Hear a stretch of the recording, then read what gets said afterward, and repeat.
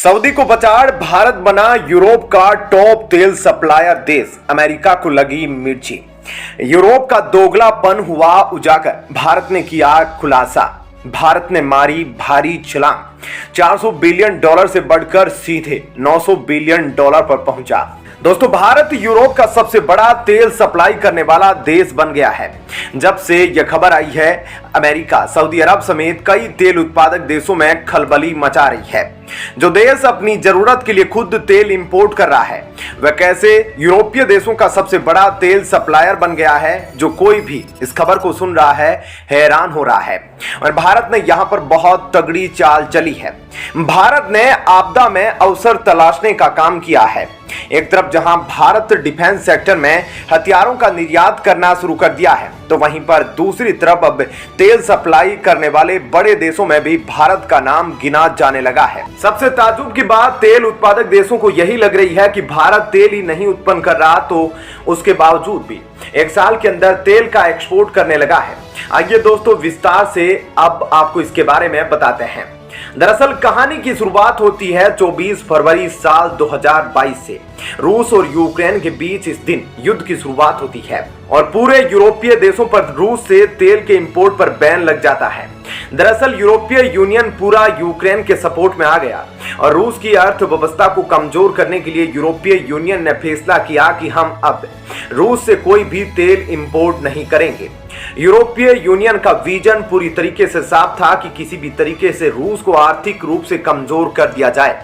इसके बाद पूरे यूरोपीय देशों में खबर प्रकाशित की जाने लगी कि हमने रूस से तेल लेना बंद कर दिया और रूस की अर्थव्यवस्था चरमरा गई है। रूस में खाने पीने के भी लाले पड़ रहे हैं। इन यूरोपीय खबरों में रूस के डाटा को प्रकाशित किया गया कि पिछले साल रूस ने कितना एक्सपोर्ट किया है और इस साल इसका एक्सपोर्ट कितना रह गया है। यानी कि यूरोप की तरफ से यह दिखाया जा रहा है कि हमने रूस पर सैंक्शन लगाकर रूस की अर्थव्यवस्था को तहस नहस कर दिया। लेकिन इसके कुछ ही महीनों के बाद एक प्रतिष्ठित न्यूज मीडिया CNBC के द्वारा एक डाटा सामने आया, जिसमें बताया गया कि यूरोप रूस पर जो सैंक्शन लगाए थे पूरी तरीके से फेल हो गया है। अब जब पूरा यूरोप रूस से तेल नहीं खरीद रहा था, तो उसके बावजूद भी रूस के एक्सपोर्ट क्यों बढ़ रहा था? तो इसके पीछे दो लोगों का हाथ था, एक भारत और दूसरा चीन। यानी कि यूक्रेन युद्ध से पहले रूस जितना तेल बेच रहा था, उससे कहीं ज्यादा यूक्रेन युद्ध में शामिल होने के बाद उस पर सैंक्शन लगाए गए तो बेचना शुरू कर दिया। यह खबर अमेरिका समेत पश्चिमी यूरोपीय देशों के गालों पर जोरदार तमाचा जड़ने जैसी थी। इसी के साथ भारत तेल एक्सपोर्टर देशों की रेस में दौड़ लगाना शुरू कर दिया और देखते ही देखते भारत ईरान को पीछे छोड़ते हुए, ईरान जो भारत का कभी टॉप सप्लायर हुआ करता था, उसे भारत ने पीछे छोड़ दिया। वहीं दोस्तों, अब नए आंकड़ों के मुताबिक भारत यूरोपीय देशों को सप्लाई होने वाले तेल का सबसे बड़ा मददगार सप्लायर बन गया है। अब आप यूरोपीय देशों का दोगलापन देखिए। वे कह रहे हैं कि हम यूरोप से तेल नहीं खरीद रहे। वह कभी भारत रसिया से क्रूड ऑयल खरीदता है और फिर उसी क्रूड ऑयल को रिफाइंड करके यूरोपीय देशों को बेच रहा है। यानी कि रूस तो फायदा उठा रहा है, वहीं भारत भी बैठे बैठे मुनाफा कमा रहा है। इतना ही नहीं, अब भारत को टॉप ऑयल सप्लायर वाले देशों की लिस्ट में शामिल किया जा रहा है। वहीं दूसरी तरफ दुनिया के दो देशों की जबरदस्त बेइज्जती हो रही है। पहला यूक्रेन, दूसरा अमेरिका। अमेरिका और नाटो के चक्कर में यूक्रेन रूस से युद्ध कर बैठा। वहीं दूसरी तरफ अमेरिका को लग रहा था कि जब रूस के तेल पर बैन लगेगा तो दुनिया के देश अमेरिका की ओर तेल को खरीदने के लिए दौड़ेंगे। पर भारत और चीन ने ऐसा बिल्कुल भी होने नहीं दिया। भारत शुरुआत से ही कहता आया है कि वह रूस से तेल खरीदना नहीं बंद करेगा, जिसको जो करना है कर ले। वहीं भारत रूस के तेल को यूरोप भेजना शुरू कर दिया। अगर इन यूरोपीय देशों को तेल ना मिलता तो अमेरिका से तेल को खरीदते, लेकिन भारत ने इन देशों को तेल बेचकर अमेरिका की उम्मीद को तोड़ दिया। कहीं ना कहीं भारत का तेल सप्लायर वाले देशों में शामिल होना अमेरिका के लिए बहुत बड़ी बेइज्जती भी है। अपने आप को सुपर पावर मानने वाला देश आज बिल्कुल लाचार हो गया है। ना तो रूस पर लगाए गए डॉलर प्रतिबंध काम आ रहा है और ना ही क्रूड ऑयल पर लगाया गया प्रतिबंध ऑयल प्राइस के भी धरा का धरा रह गया है। तो दोस्तों, यह खबर तो थी भारत के तेल सप्लायर बनने की। अब आइए आपको भारत से जुड़ी एक ऐसी खबर के बारे में बताते हैं जिस खबर ने कई देशों में खलबली मचाना शुरू कर दिया है। दोस्तों, आत्मनिर्भर भारत की शुरुआत को मिल रही सफलता कई विकसित देशों में खलबली मचाना शुरू कर दी है। एक्सपोर्ट के मामले में भारत ने एक नया कीर्तिमान स्थापित कर दिया है। दुनिया के 10 सबसे बड़े एक्सपोर्टर देशों में 4 देश एशिया के हैं, 5 देश यूरोपीय महाद्वीप के हैं और एक नॉर्थ अमेरिका का देश शामिल है। वहीं चाइना दुनिया का सबसे बड़ा एक्सपोर्टर देश है। चाइना सालाना लगभग $2.73 ट्रिलियन का एक्सपोर्ट करता है। वहीं चाइना के बाद अमेरिका दूसरा सबसे बड़ा निर्यातक देश है। नए आंकड़ों के मुताबिक भारत भी एक बड़ा कीर्तिमान रचने जा रहा है। भारत एक ही छलांग में कई देशों को पीछे छोड़ देगा। भारत के नए एक्सपोर्ट के आंकड़ों के इर्द गिर्द भी पाकिस्तान नजर नहीं आ रहा है, तो वहीं चीन को टक्कर देने के लिए भारत ने बहुत लंबी छलांग मारी है।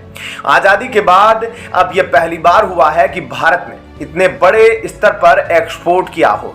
जहां एक तरफ पूरे विश्व में मंदी है, रूस यूक्रेन वार के बाद पूरी दुनिया में सप्लाई चेन डिस्टर्ब हुई और महंगाई रिकॉर्ड स्तर पर पहुंच गई, तो वहीं भारत इन तमाम चुनौतियों का सामना करते हुए एक्सपोर्ट का रिकॉर्ड बना रहा है।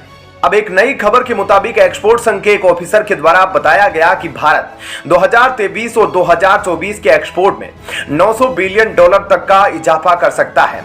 इस आंकड़े में भारत की गुड्स एंड सर्विसेज दोनों को शामिल किया गया है। मौजूदा वक्त में भारत का कुल एक्सपोर्ट $770 बिलियन का है। Federation of Indian Export Organisation FIEO के महानिदेशक अजय सहाय ने बताया कि मार्च 2024 के समाप्त होने से पहले वित्तीय वर्ष में व्यापारिक निर्यात $495 बिलियन से बढ़कर $500 बिलियन पहुंच जाएगा। वह इसके साथ ही सर्विस सेक्टर का निर्यात भी $400 बिलियन तक पहुंचने की उम्मीद जताई है। मौजूदा वक्त में जिन वस्तुओं को अभी तक नजरअंदाज किया जा रहा था, उन्हीं वस्तुओं के एक्सपोर्ट में भारी इजाफा हो रहा है, जैसे खिलौने, म्यूजिकल इंस्ट्रूमेंट, बुने हुए कपड़े, कालीन, दही, पनीर से लेकर चॉकलेट के निर्यात में भारत रिकॉर्ड बना रहा है। एक ऐसा सेक्टर जिसका वित्त वर्ष 2013-14 में भारत का कुल निर्यात मात्र $167 करोड़ का था, पर आज 2022-23 में यह निर्यात 6 गुना बढ़कर 1000 करोड़ के पार पहुंच गया। म्यूजिकल इंस्ट्रूमेंट 2013-14 में निर्यात मात्र 65 करोड़ था, वहीं आज 2022-23 में वाद्य यंत्रों का निर्यात 4 गुना बढ़कर 242 करोड़ हो गया है। वहीं 2013-14 में बुने हुए कपड़ों का निर्यात 1337 करोड़ था, वहीं साल 2022-23 में करीब 3.30 गुना बढ़कर 4262 करोड़ का हो गया है। साल 2013-14 में कालीन का निर्यात 7127 करोड़ का था, वहीं साल 2022-23 में 1.5 गुना बढ़कर 11274 करोड़ के करीब पहुंच चुका है। डेयरी उद्योग में भी भारत लगातार नया कीर्तिमान स्थापित कर रहा है। 2013-14 में दही, क्रीम, पनीर की निर्यात 54 करोड़ था, वहीं 2023-24 मई तक इसका निर्यात बढ़कर 276 करोड़ हो गया है। वहीं भारत का लक्ष्य है आने वाले कुछ सालों में भारत को दुनिया की तीसरी अर्थव्यवस्था वाला देश बनाना है। अब जितनी तेजी से एक्सपोर्ट बढ़ रहा है, इस लक्ष्य को भारत जल्द हासिल कर लेगा। क्या कहना है आपका इस खबर पर, जरूर बताएं। धन्यवाद। जय हिंद।